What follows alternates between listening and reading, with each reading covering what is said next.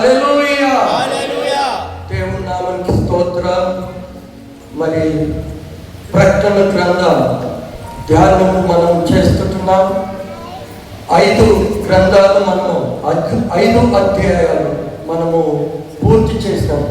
ఒక చిన్ని ప్రశ్న ఏమిటనగా 5 అధ్యాయాలలో ఉన్నటువంటి సారాంశము ఎవరైనా మొత్తం అధ్యాయం అంతా మొదటి అధ్యాయంలో ఏమి రాయబడ్డది, రెండవ అధ్యాయంలో ఏమి అంశం గురించి ఉంది, 3వ అధ్యాయము, 4వ అధ్యాయము, 5 అధ్యాయాలు ఉన్నటువంటి క్లుప్తమైనటువంటి సందేశము మరి మీరు గ్రహించినట్లయితే మనము ధన్యులం. ఎందుకంటే ప్రకటన గ్రంథాన్ని నేను పూర్తి చేయాలనేటువంటి నిశ్చిత కలిగి, ఆశ కలిగి, ఎందుకంటే చాలా సంవత్సరాలు చదివాను అనేక సార్లు, కానీ పూర్తిగా ఆ 22 అధ్యాయాల ధ్యానము చేయలేకపోయినాం, వినలేదు కూడా. నా వయసు ఇప్పుడు 65 సంవత్సరాలు. రేపు అక్టోబర్ వస్తే 65 ఎంటర్. సో ఏది ఏమైనప్పటికీ మరి ఈ 5 అధ్యాయాలు ఉన్న అంశం ఎవరైనా చెప్తారా అంటే పరీక్షించడం కాదు, ఏం వింటున్నారని తెలుసుకోవడానికి మాత్రమే అది 5 అధ్యాయాలు ఉన్నటువంటి. అంటే నేను చెబుతున్నాను, వింటున్నారు, వెళుతున్నాను. ఇదే నా ఆరాధన ఉంది. దీని కొరకైనా మనం వచ్చేది. ప్రభు ఎందుకు వచ్చాడు, ఏం ప్రకటించాడు, ఏం విన్నాం. అందుకే నేను విన్నది ఈ ప్రకటన గ్రంథములో ఉన్నది చదువువాడును దానిని గ్రహించువాడును ధన్యుడు అని లేఖనాలు చెప్పినవి. ఓకే, నేను 5వ అధ్యాయం కొంచెం క్లుప్తంగా చెప్పి ముందుకు కొనసాగుతాం. 5వ అధ్యాయంలో ప్రారంభంలో మరియు లోపటను వెలుపటను వ్రాయబడి ఉన్నటువంటి ముద్రింపబడిన గ్రంథము అని, ఆ గ్రంథాన్ని విప్పడానికి పరలోకంలో కానీ ఈ భూలోకంలో కానీ సముద్రంలో భూ అంతర్భాగంలో ఉన్న ఎవరు కూడా యోగ్యులు లేరంట. 5వ అధ్యాయము, 4వ అధ్యాయము ఇక్కడికి ఎక్కిరమ్ము అన్నటువంటి నేను దాని జోలికి వెళ్ళడం లేదు.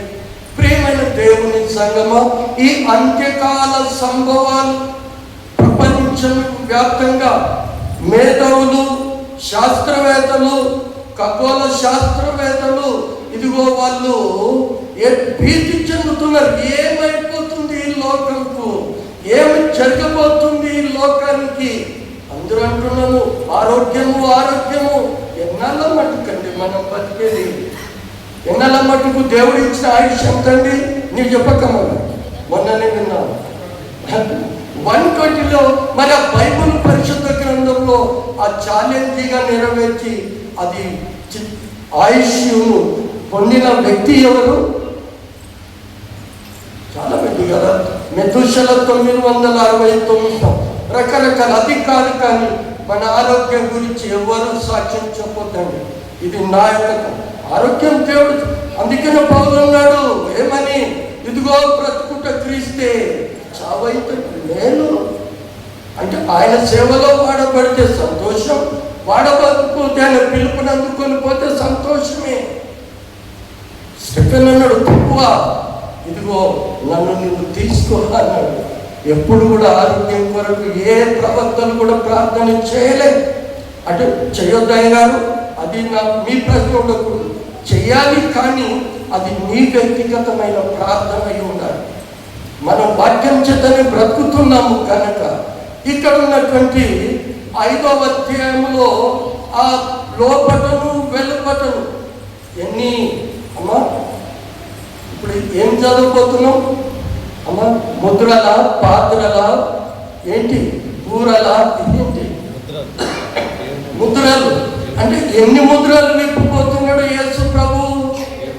7 ముద్రలు విప్పాడా? ఏమో నాకైతే తెలియదు కదా.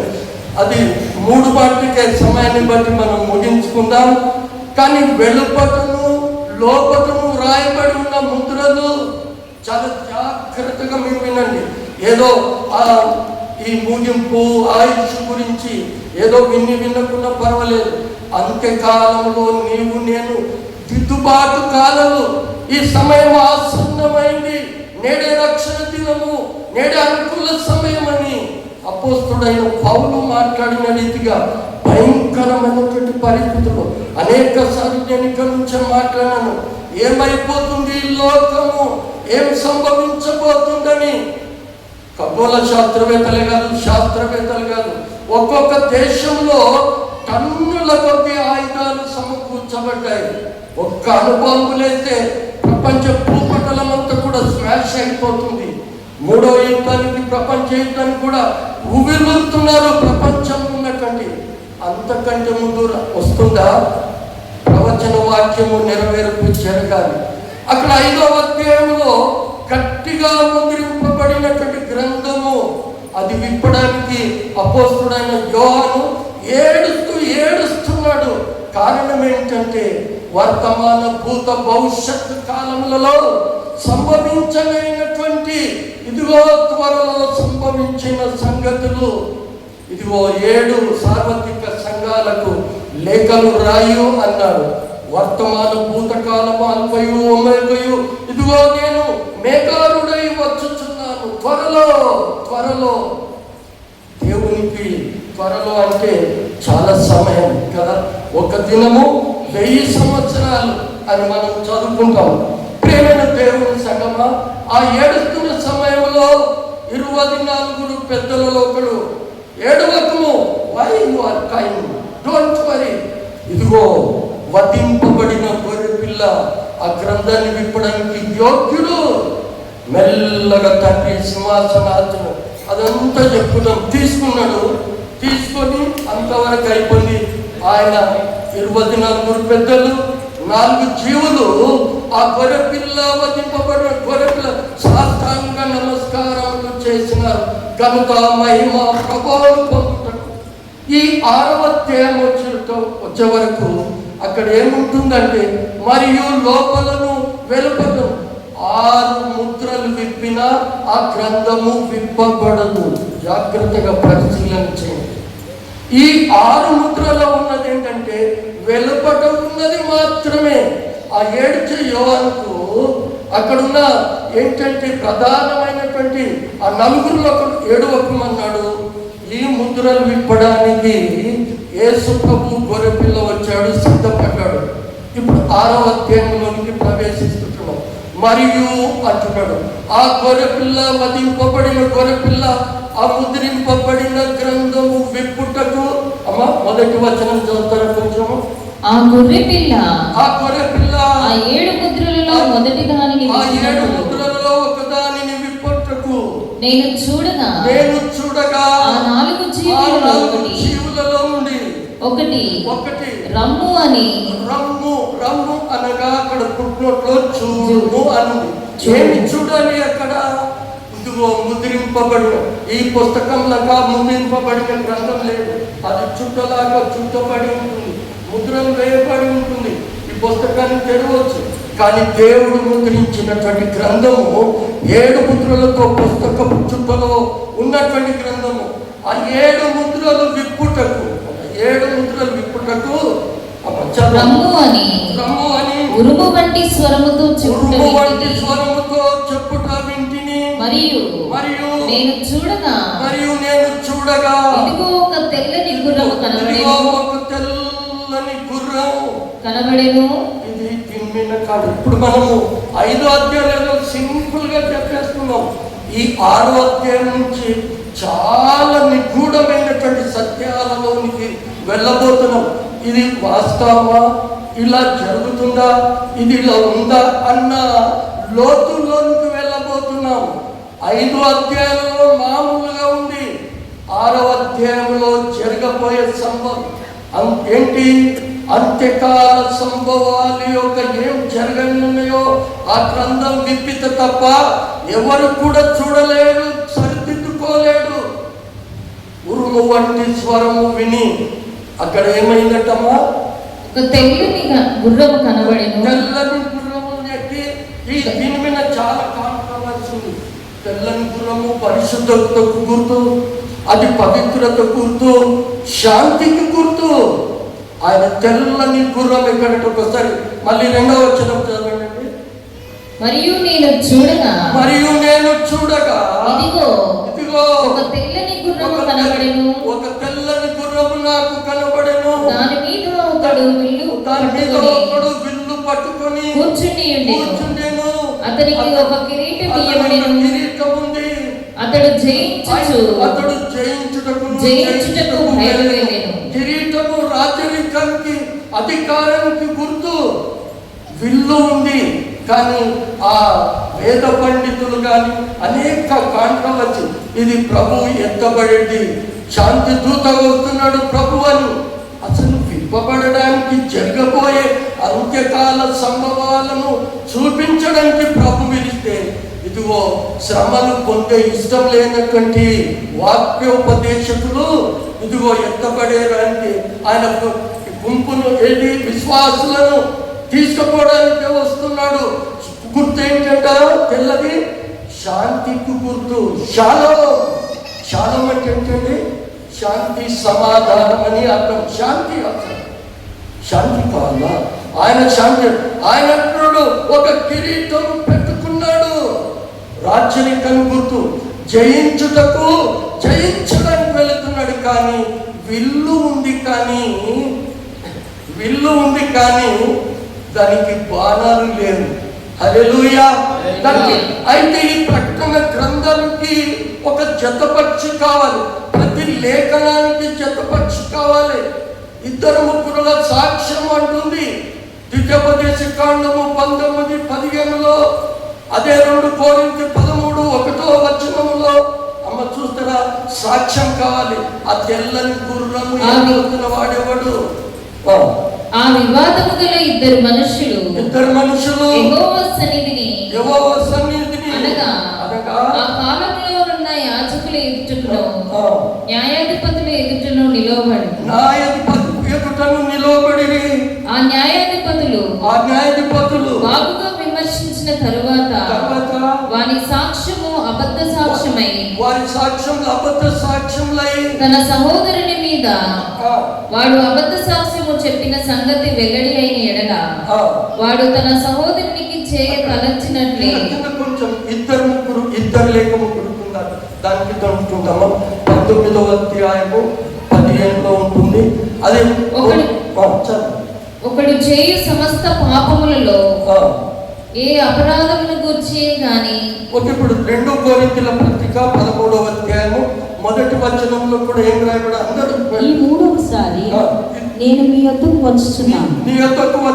2-3 సాక్ష్యము ప్రతి మాటను స్థిరపరచబడాలి. 2-3 సాక్ష్యంగా. ఇప్పుడు ఈ తెల్లని గుర్రము ఎక్కి వస్తున్న అశ్వారోహకుడు ఎవరు అనేది తెలియాలి. దీనికి మనకు ఒక జతపక్షి కావాలి. ఇది అంత్యకాలంలో సంభవించబోయే సంగతులు కనుక ఈ సంగతులు సరియో కాదో అని దీనికి ఒక జతపక్షి కావాలి.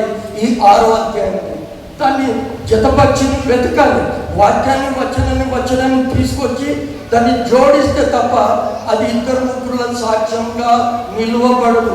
ఎప్పుడైతే 2-3 సాక్ష్యము నిలబడుతుందో అది సత్యం అంటుంది. అందుకని అనేక సార్లు నేను చెప్పాను ఏమని, యెహోవా గ్రంథమును పరిశీలించి జాగ్రత్తగా చదువుకోండి. ఏదాని జతపక్షి దానితో ఉంటుంది. దేవుడు చేసినప్పుడు కూడా జతలుగానే చేశాడు. నోవహు కాలంలో జలప్రలయం వచ్చినప్పుడు కూడా జతలుగానే వచ్చినాయి. మరి వాక్యానికి ఎందుకు జతలుగా ఉండదు? ప్రేమైనటువంటి దేవుని సంగమం.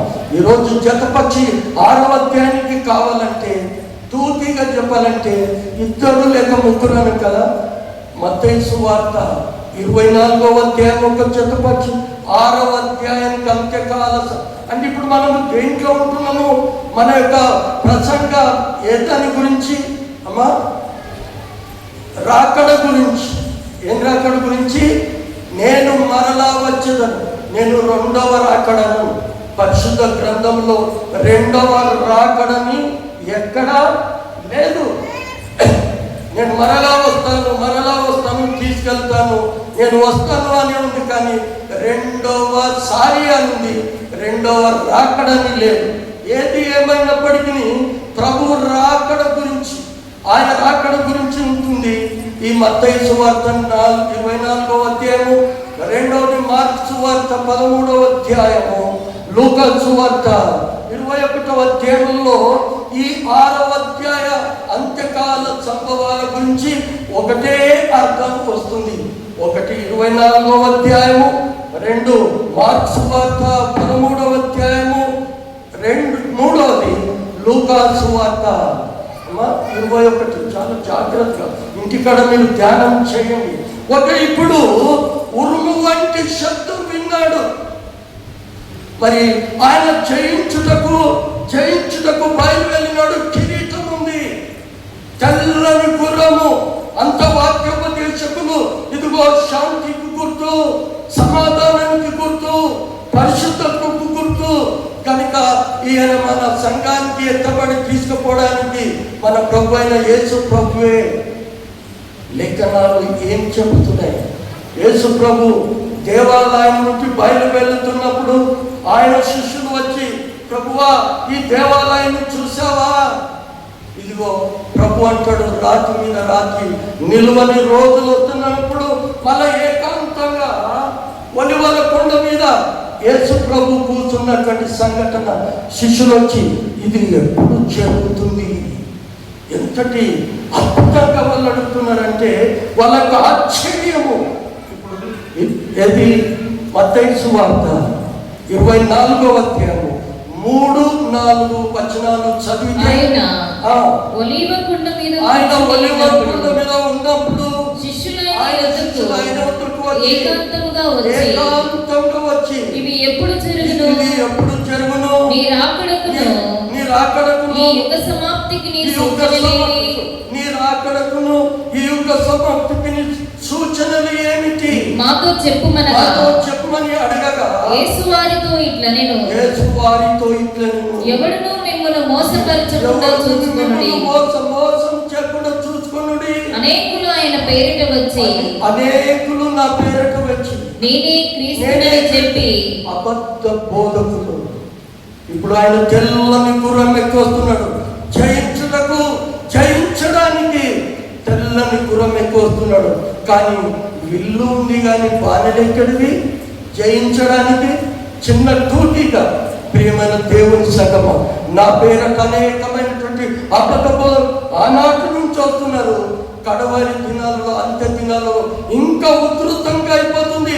మేమే క్రీస్తుము, మేమే అద్భుతాలు చేస్తాము, ఇదిగో లోకము కలియుగము మునిగిపోతుంది అని చెప్పే బాబాలు అనేక మంది ఉంటున్నారు. ఇదిగో అక్కడ తెల్లని గుర్రము ఎగ్గొచ్చిన క్రీస్తు కాడని ఒకే ఒక సాక్ష్యం ఏంటంటే అదే ప్రకటన గ్రంథము 19వ అధ్యాయము 20వ వచనం. అప్పుడు ఆ మృగము, ఇక్కడ ఉన్న గుర్రం ఎవరు? మీరు టాలీ చేద్దాం. ఆ జతపక్షిని మనం టాలీ చేద్దాం. ప్రకటన గ్రంథం 19వ అధ్యాయం 11 నుంచి కొన్ని మాటలు చూద్దాం. మరియు పరలోకము తెరవబడినట్టు చూచి అప్పుడు ఇదిగో తెల్లని గుర్రం ఒకటి కనబడును. ఇక్కడ కూడా గుర్రాలు చూడండి. తెల్లని గుర్రము ఒకటి కనబడను. దాని మీద కూర్చుని ఉన్నవాడు నమ్మకమైన వాడును సత్యవంతుడును అను. ఇక్కడ పేరు, అక్కడ పేరు లేదు. ఇక్కడ ఉన్నవాడు నమ్మకమైన వాడు, సత్యవంతుడును అను నామము గలవాడు. ఆయన నీతిని బట్టి విమర్శ చేయించు యుద్ధము జరిగించుచున్నాడు. ఆయన నేత్రములు అగ్ని జ్వాల వంటివి. ఆయన నేత్రములు జ్ఞానానికి నేత్రాలు అగ్ని జ్వాలల వంటివి. ఆయన శిరస్సు మీద అనేక కిరీటములు ఉండెను. రాయబడిన ఒక నామము ఆయనకు కలదు. అది ఆయనకే గాని మరి ఎవరికి తెలియదు. అక్కడ రెండంచుల ఇంకా 13వ వచనము స్పష్టంగా ఉంది. రక్తములలో ఉంచబడిన వస్త్రము ఆయన ధరించుకుని ఉండెను. మరియు దేవుని వాక్యము అను నామము ఆయనకు పెట్టబడి ఉండెను. అందుకనే అపోస్తలుడైన యోహాను 1 యోహాను సువార్తలు అంటాడు కదా, ఆది యందు వాక్యం ఉండెను, వాక్యము దేవుని యొద్ద ఉండెను, ఆ వాక్యమే శరీరధారి అయి కృపా సత్య సంపూర్ణుడుగా మన మధ్యలో లోక పాపమును మోసుకొని పోవు దేవుని కొరకు. ఇక్కడ ఉన్నటువంటి గుర్రం మీద ఉన్న ఆయన సత్య సంబంధుడు అని, ఆయన ఖడ్గము, రెండంచుల ఖడ్గము ఆయన నోటిలో ఉంది. ఇక్కడ ఆయన నామమంటే వాక్యము, అక్కడ పేరు లేదు. ఇదిగో మొదటి ముద్ర విప్పిన ఆ ముద్ర విప్పబడదు, 6 ముద్రలు విప్పిన కూడా ఏమి తెలియదు. ఈ 7వ ముద్ర ఎక్కడుందంటే ఈ అధ్యాయం చాలా జాగ్రత్తగా 8వ అధ్యాయంలో మొదటి వచనంలో ఉంటుంది 7వ ముద్ర. మళ్ళీ పూరలు వస్తాయి 8వ అధ్యాయంలో, ఆ పూరలు కూడా 9వ అధ్యాయం వరకు ఉంటుంది. 10వ అధ్యాయంలో మళ్ళీ విరామం ఉంటుంది, 11వ అధ్యాయంలో ముగించబడుతుంది.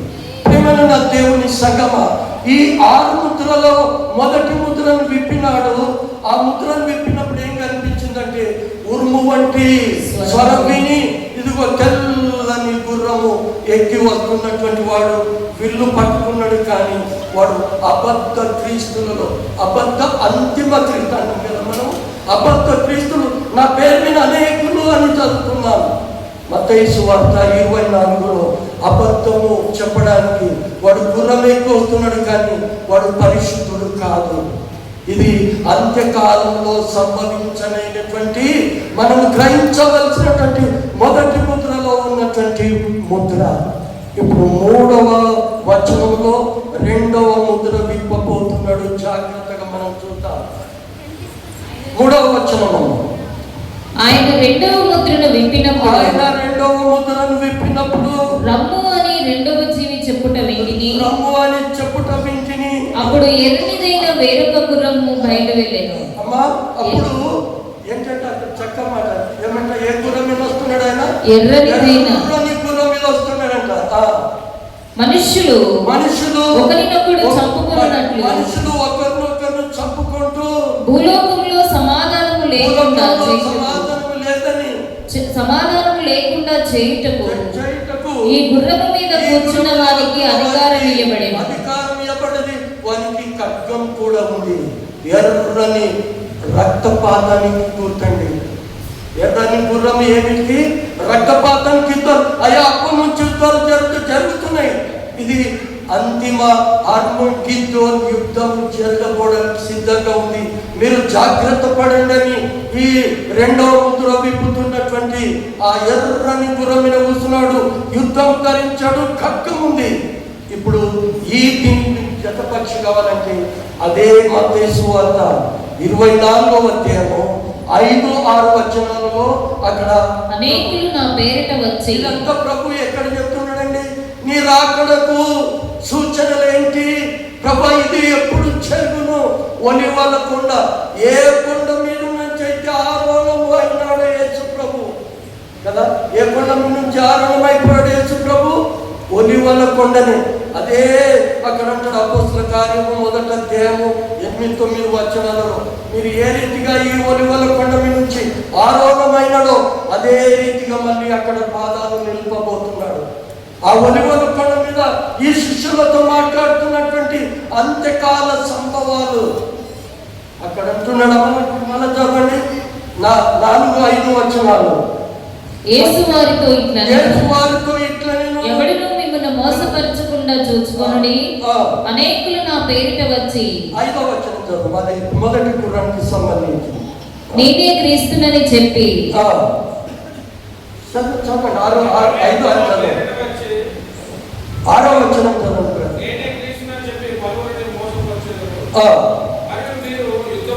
మరియు మీరు యుద్ధములను గూర్చియు యుద్ధ సమాచారములను గూర్చియు వినబోదురు. మీరు కలవరపడకుండా చూసుకోండి. ఇది అక్కడ యుద్ధములు జరగబోతున్నాయి. ఆ యుద్ధము జరగబోయే గుర్రము అశ్వరోహకుడు ఎర్రని గుర్రం మీద వస్తున్నాడు.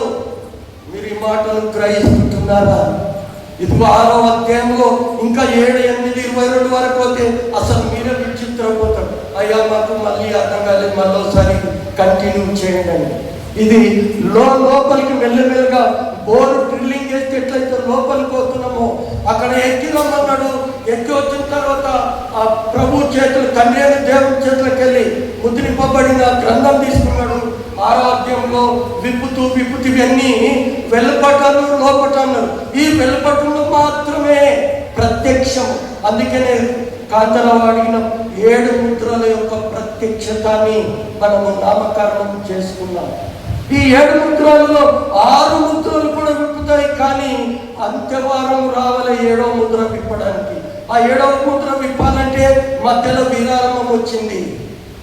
ఇప్పుడు 2వ యుద్ధములను గూర్చి, యుద్ధ సమాచారములను గూర్చి మీరు వింటారు, కానీ మీరు కలవరపడద్దు. అగో ఇగో వచ్చేసు, అగో వచ్చేసు ఎప్పటి నుంచో చెబుతున్నారు కదండి. యేసు ప్రభు వస్తున్నాడు, స్కైలో పడే అని అనేకులు తిని తాగి సంతోషపడ్డాడు. అసలు ఏది ఆలస్యానికి కారణం ఏమైతారో ఒకసారి చెప్తారా? ఆలస్యానికి కారణం అమ్మా, ఒకసారి అపోస్తలుడైన పేతురు 3వ అధ్యాయం 8 నుంచి చూడండి. ఆలస్యాన్ని అది గమనించడమే మనము. అపోస్తలుడైన పేతురు రాసినటువంటి పత్రిక 2వ పత్రిక 3వ అధ్యాయము 8వ వచనము. ఒక సంగతి మర్చిపోకండి. ఏమనగా ప్రభు దృష్టికి ఒక దినము 1000 సమానము. 1000 సంవత్సరములు ఒక దినము. కొందరు ఆలస్యమని అనుకుంటున్నారు. ఎంచుకొనున్నట్లు ప్రభు తన వాగ్దానం గురించి ఆలస్యం చేయవాడు గాని ఎవడును నశింపవలనని నిశ్చయింపక అందరూ మారుమనస్సు పొందవలెను. కారణం ఇది. ఈ ప్రవచనం అది జరగాలి కనుక ఇదిగో 2వ గుర్రమైన వ్యక్తి ఎర్రని గుర్రం వస్తున్నాడు. యుద్ధాలకు ప్రారంభము. అనేక యుద్ధాలు జరుగుతున్నాయి. ప్రపంచమంతా ఒక తాటి బ్రేక్ రావాలి. ప్రపంచం 3వ ప్రపంచ యుద్ధం కావాలి. రష్యా, జర్మనీ, ఆ చుట్టుపక్కల ఉన్న అన్ని దేశాలు ఇస్రాయేల్ మీద యుద్ధం చేయాలి. అంత్యవారము. ఇప్పుడు మనం ఉన్నాము 69వ వారము. వారం అనగా 7 సంవత్సరాలు. అంత్యవారము అనగా 7 సంవత్సరాలు. అర్ధవారం అనగా 3.5 సంవత్సరాలు. దాన్ని 42 నెలలు అంటారు. 42 అంటే 1200 అమ్మా, 1200 ఎంత చెప్పండి ఏమంటారు? 260. 1260 ఇంటూ 30 వేసుకుంటే ఎంత అవుతుంది? 42 వారాలు అవుతుంది. అనగా అర్ధవారం అనగా 3.5 సంవత్సరాలు. ఇది ముందు రాబోతుంది. ఎందుకు ముందు వచ్చింది? ఈ ఎర్రని గుర్రం ఎక్కి వచ్చేవాడు 2వ ముద్ర విప్పినప్పుడు ఆ అపోస్తుడైన వృద్ధుడైన యోహాను చూస్తూ, ఇదిగో మీరు భయపడకండి, నిబ్బరగలిగి ధైర్యంగా ఉన్నారు. ఇది అంతం వెంటనే సంభవించదు. 3వ గుర్రం చూద్దాం. 3వ గుర్రం ఆయన 3వ ముద్రను విప్పినప్పుడు రమ్ము అని 3వ జీవి చెప్పుట వీటిని నేను చూడగా ఇదిగో ఒక నల్లని గుర్రము కనబడెను. నల్లని గుర్రం ఎక్కొస్తున్నట్టు అక్షరం. ఒకడు పక్షమో తెల్లని గుర్రం ఎక్కొచ్చాడు. వాడు బిల్లు పట్టుకున్నాడు. కానీ వాడు అబద్ధ బోధకులు, అబద్ధ క్రీస్తులు పేరు పెట్టి నేనే క్రీస్తునని మిమ్మల్ని మోసపరచకుండా చూసుకోనండి అన్నాడు. 2వ వాడు వస్తున్నాడు. యుద్ధముల గురించి ప్రపంచమంతా ఒకరికి తల్లికి పిల్లకి తల్లికి పడని రోజులు చాలా సంభవించబోతున్నాయి. ఈ లోకంలో చూస్తుంటే భయపడిపోకండి, కానీ దేవుడు మన పక్షంలో ఉన్నాడు. యుద్ధము యెహోవాదే అన్నాడు. ఇక్కడ ఎర్రని గుర్రము యుద్ధముల గురించి. ఇప్పుడు 3వ ముద్ర విప్పుతున్నప్పుడు నల్లని గుర్రం. నల్లనంటే మనకి ఏమర్థమవుతుంది? అప్పుడే అమ్మా పాపం కాదు కదా. ఏంటంటే కరువు, తెగుళ్ళు, ఇంకోటి త్రాసు. ఇప్పుడు చెప్పండి అమ్మా, ఆ త్రాసు పట్టుకున్నాడు ఏం చేస్తున్నాడు? దాని మీద ఒకడు త్రాసు చేత పట్టుకొని ఉన్నవాడు త్రాసు పట్టుకొని కూర్చుని ఉండేను. మరియు దేనారమునకు ఒక సేరు గోధుమలను, 3 సేర్లు యావలను. అప్పుడు అమ్మకము విప్పిన 6 ముద్రలు ఎక్కడ దొరకదు రాశాను. కరువు కాటకాలు, యోసేపు కాలంలో కరువు వచ్చింది. ప్రియమైన దేవుని సంగమా, ఇదిగో తేనరం అంటే అర్థం ఏంటండి? తేనరం అంటే ఆనాడు చెప్పాలి. తేనరం అంటే తమ్ముడు అది మత్తయి సువార్త 22వ అధ్యాయం 2వ వచనంలో రాయబడింది. ఒక దినపు కూలి అని అర్థం అంటుంది. మత్తయి సువార్త 22 ముగించుకున్నాను. మనకు 6 ముద్రలు ఇప్పుడు చేతకాలు, అందుకని 3 ముద్రల వరకు చూస్తాను. మత్తయి సువార్త 5వ అధ్యాయం 2వ వచనం.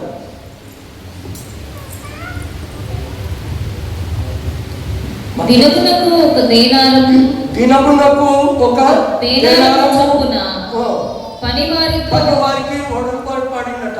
దినమున అంటే ఆనాడు ఒక దిన కూలి. అది ఏంటి? వాడు తారాసు పడుతున్నాడు, రేట్లు పెరిగిపోతున్నాయి, కరువు వస్తుంది, పంటలు పండడం లేదు, నల్లని గుర్రము తెగుళ్ళు వస్తున్నాయి. అంటే ఇదంతా కూడా మామూలు పై వెలుపట రాయబడ్డటువంటి గ్రంథము మాత్రమే. 3 గుర్రాలు. మొదటి గుర్రము బాగా గుర్తు పెట్టుకోనండి. మొదటి గుర్రము తెల్లని గుర్రము. అది ఒకడు అశ్వరోకుడు తెల్లని గుర్రం మీద వాడు కిరీటం పెట్టుకొని చేతిలో విల్లు పెట్టుకొని జయించడానికి బయలు వెళ్ళినటువంటి ఆ మొదటి ముద్రలో ఉంది. 2వ ముద్ర విప్పినప్పుడు అది ఎర్రని గుర్రం ఎక్కి వాడు కూడా ఏం పెట్టుకున్నాడు? చేతిలో ఖడ్గం ఉంది. ఆ ఖడ్గం పెట్టుకొని యుద్ధంలో గురించి సమాచారం గురించి వెరవకుడి అని ఏది మత్తయి సువార్త 24లో అత్యతపక్షి ఆరోగ్యానికి మనం జోడిస్తున్నాం. చివరిగా 3వ గుర్రం ఎక్కేస్తున్నవాడు నల్లని గుర్రము. కరువుకు తెగుళ్లకు ఈ ధరలు పెరిగిపోయి ఏ ధాన్యము దొరకనటువంటి పరిస్థితుల్లో ఆ పరిస్థితులు రాబోతున్నాయి 3వ గుర్రం విప్పినప్పుడు. నా ప్రియమైన దేవుని పిల్లలు, అంత్యకాల సంభవాలు సంభవిస్తున్నటువంటి ఆ 7 ముద్రలు 3 ముద్రలు ఉన్నటువంటి ఈ యొక్క అంశము దేవుడి అటు కృప మనందరికీ దయచేయుగాక. ప్రార్థించుకుందాం. పరిశుద్ధుడమైనటువంటి మా పరలోకపు తండ్రి, కృపగల ప్రభువా, మహోన్నతుడా, నీకు వేలాది స్తోత్రములు చెల్లిస్తున్నాం. అంత్యకాల సంభవాల యొక్క మరి ప్రభువా, ఆనాడు నా తండ్రి అపోస్తుడైన వృద్ధ యోహానుకు కనిపించినటువంటి ఆ 7 ముద్రలు విప్పడానికి ఏడ్చినాడు. ఆ దావీదుకు చెగురైనటువంటి యేసు ప్రభు విప్పుతుండగా ఆ కనిపించినటువంటి ఆ దృశ్యాలు అంత్యకాలంలో సంభవించనటువంటి ఆ విపత్తుల గురించి 3 గుర్రాల మీద ముద్రలు విప్పినప్పుడు కనిపించినటువంటి సాక్ష్యం, ప్రత్యక్షత. మేము కూడా అతి జాగ్రత్త ఉండి ఈ అంత్యకాల సంభవాలను ఎదుర్కొన్నటువంటి మీ కృపను మాకు అనుగ్రహించమని మా ప్రభువైన యేసుక్రీస్తు పేరిట అడిగి వేడుకుంటూ ప్రార్థిస్తున్నాము తండ్రి. ఆమేన్.